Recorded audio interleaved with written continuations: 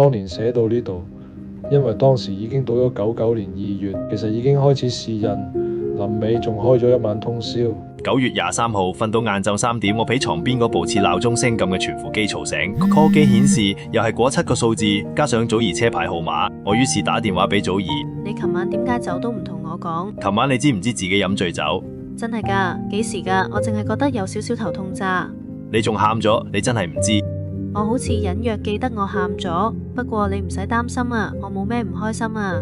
咁我就安心啦。不過祖兒講嘅係真話咩？我忍唔住諗翻起琴晚佢個樣，可能祖兒 feel 到我唔出聲，佢跟住又講落去。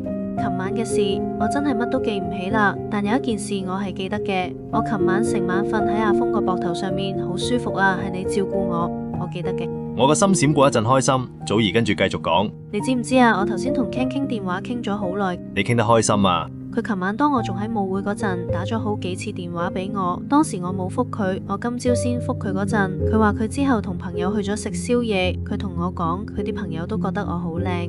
咁你應該好開心啦。的確，祖兒尋晚真係幾靚。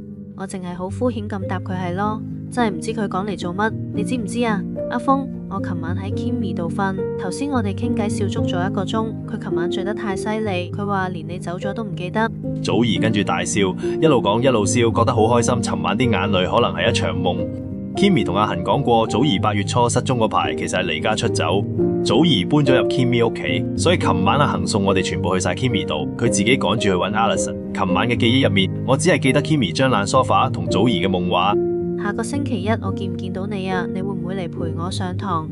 祖兒突然間問我，禮拜一我好早要上日文，之後嗰段時間有實驗要做，陪唔到你啊，對唔住，祖兒。但係禮拜3我會照舊嚟陪你。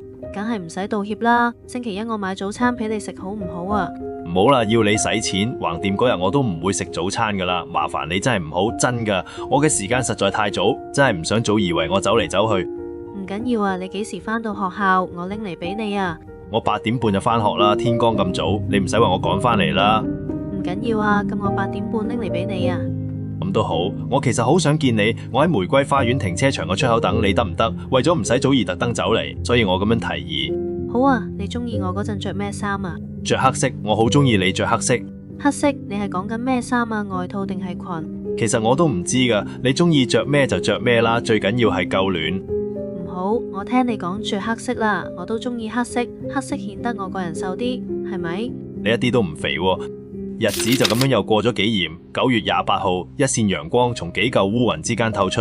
一個小廣場下邊，停車場同小廣場用幾條陰暗暗嘅樓梯隧道連住，但係上面個廣場我連塊玫瑰葉都見唔到。正中間有塊好似高爾夫球場咁嘅草地，草地上面掛住被海風吹住嘅旗，望住北面個海峽係個好地方。對住塊草地有張公園式嘅長凳，長凳隔籬就係去停車場隧道嘅出入口。我成日揀喺度等祖兒，一邊坐喺長凳度，一邊望住個出入口。我照舊坐低喺長凳度，揼上面啲木條傳嚟陣陣寒氣。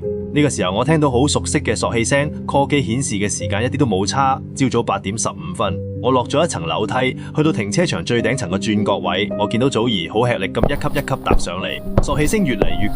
當佢上到我面前嗰陣，我行落去佢身邊，幫佢拎住個書包。我原本可以再早啲嚟陪你一齊食，你知唔知我到咗快餐店先至知漏咗帶銀包，搞到要跑返屋企拎。仲有啊，阿峰，嗰度原來早餐係唔供應魚柳包㗎，我買咗芝士漢堡俾你，你中唔中意啊？仲有買咗凍檸水，唔好飲汽水啦，好嘛？我從祖兒手度接過早餐，個紙袋仲傳出裏面嘅暖意。祖兒雙手插住件黑色大褸嘅袋，大褸上面嘅毛毛顯得冬天真係到咗。多謝你啊，一定係好美味嘅早餐嚟。你下次趕時間真係唔好買啦，我少食一餐唔會餓死噶嘛。應承過買俾你嘛，下次要你買翻俾我。好啊，燒鴨嚟係咪？我仲記得你一隻鴨可以分幾餐食。你成日記住嗰個衰人咁樣笑我，你唔好學佢咁多。就係咁，連續禮拜3、禮拜5，跟住又到禮拜1、禮拜3，我都會見到祖兒為咗我份早餐走嚟走去。10月7號，當我好似平時咁接過祖兒嘅早餐，行去日文堂嗰陣，祖兒用 call 機 call 我。峰，你今日陪我上堂，可唔可以幫我霸多個位？我仲有一個朋友會嚟。回覆咗祖兒嘅 message。我仲係喺日文班房度嘆早餐。開學之後，呢一班得返屠夫同 Emily 同我一齊上。聽 Emily 講 Winnie 唔再學日文，佢會放多啲心機喺本科。你就好啦，峰哥，有女仔買早餐俾你食。坐喺我隔籬嗰個屠夫突然開聲，我見到屠夫食緊盒沙律，同坐喺佢右邊嘅 Emily 嗰盒好似差唔多樣。你點知佢個早餐係女仔買㗎？ Emily 好好奇咁問。我架車都係泊 Rose Garden，見到好多次啦。風小對眼淨係掛住個女仔，點會留意到我啊？ Emily 望咗我一眼，跟住講：我留意咗佢幾日，真係幾搞笑喎。我見到佢食包之前實會揀翻塊青瓜出嚟，如果係女仔買嘅，應該幫佢揀埋出嚟㗎。Emily 講完，自己講自己笑，咁當然屠夫個擦鞋仔都一齊笑啦。我梗係覺得唔好笑啦。Emily 繼續講落去：阿峰，你知唔知你瘦唔係關食得多唔多事？均衡飲食好重要㗎，仲要有運動。不如你 join 埋我哋打波啦，夾埋我個朋友，剛剛兩男兩女。我望到屠夫身邊塊球拍就係 Emily 嗰日借出嗰塊，我笑住同 Emily 講：中期試就快到，同埋我又冇球拍，等11月我去買完先 join 你哋。Emily 望一望屠夫，然後講：快啲叫你個 friend 一齊玩啦！